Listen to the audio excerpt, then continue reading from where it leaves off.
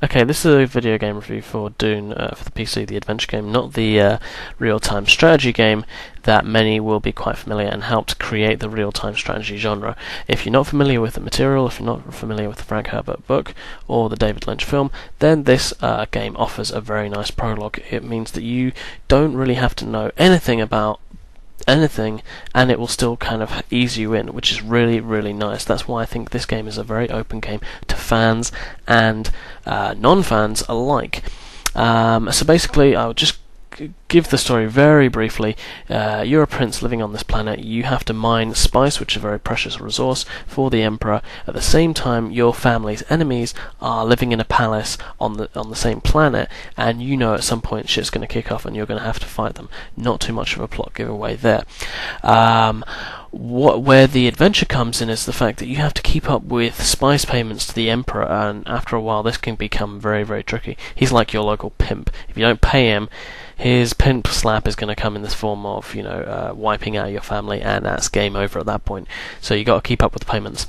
As you can see from the dialogue, I am Duke Leto Atreides, your father. It eases you in. It's really nice. There's not too many screens as well of text. It's like usually about 2 or 3 at the most, and they're usually quite helpful in letting you know what you have to do or which character you have to speak to.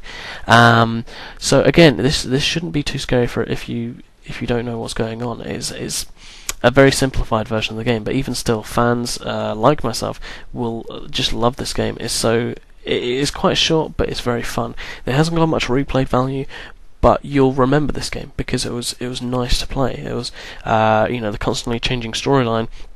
The fact that you become like this messianic figure to the local inhabitants, the fremen, is a really nice twist, and you get certain powers along the way which help your help the story. Now, the Seachers, the communities of fremen, the local people, are really important to this game. You're going to have to be flying around in your ornithopter like a helicopter, and basically visiting these places, talking to the leaders, and trying to get them to work for you. Some of them will, some of them won't, until you've proven yourself.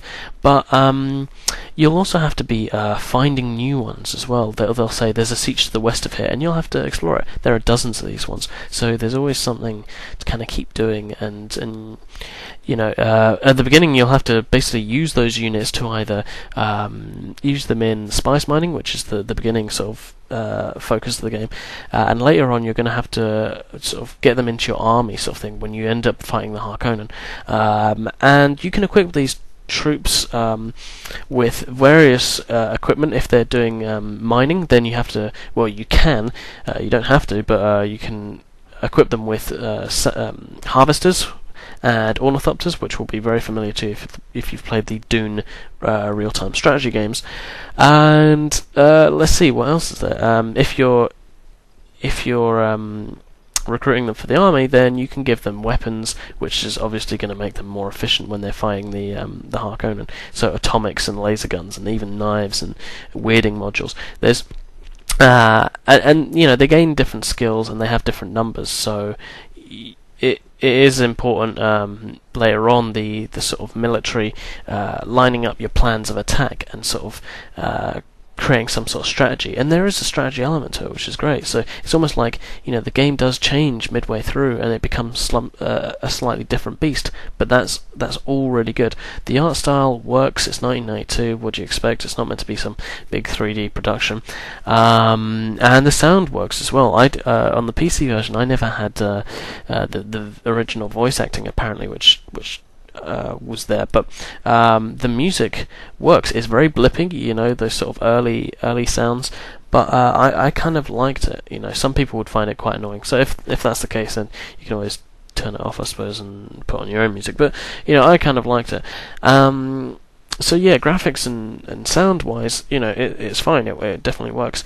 It's very much the gameplay that sells this game. And how you're usually doing quite a lot of different things, and the storyline, basically you become this messianic character who gains powers. Later on that's going to be really useful because you can communicate with every single of these Fremen troops that you're visiting and are working for you. It doesn't matter, you don't have to keep on visiting them like a sort of doting boyfriend who's they're gonna lose sort of she's going to kind of lose interest in you and stop working for you. At the beginning, that's the problem. You kind of need to keep on visiting them and making sure that the morale is up. But later on, it's a lot easier just to kind of be somewhere completely different and still communicate with them through your special powers. So anyway, you're going to come across loads of characters that are going to tell you, help you out, and they are genuinely quite helpful, which is good, a nice touch. The replay value in this game isn't very much. I played it through the first time. I got about 2/3 of the way before I couldn't actually keep up with my payments to the Emperor, but I came back to it. I worked out a new way of beating that through the storyline, and that was all cushy. It was great. It worked. So there's not great replay value, but when you do play it, it's going to be fun. Especially if you're a fan of the game. Even if you're not a fan, it's going to be simple enough for you to work out what's going on. And because it changes basically at the beginning from mining spice to actually setting your battle plans to kind of attack these various Harkonnen fortresses, and there's going to be story twists along the way. It's just a nice, easy game to play, and it doesn't take too many hours. Probably about 10 at the most. Here's the transition in the eyes from of old Paul Atreides to becoming this kind of junkie, spice junkie. There are a few annoying characters like Duncan Idaho who kind of tells you what your spice stores are like, but and keeps on reminding you that you have to keep on mining it, which is a bit annoying. But other than that, this game just works on so many levels. It's just fun. It's enjoyable. And, how many games can you generally say are like that? So I'm going to leave you with a nice death sequence, or kind of death sequence. As I said, this video is a bit laggy.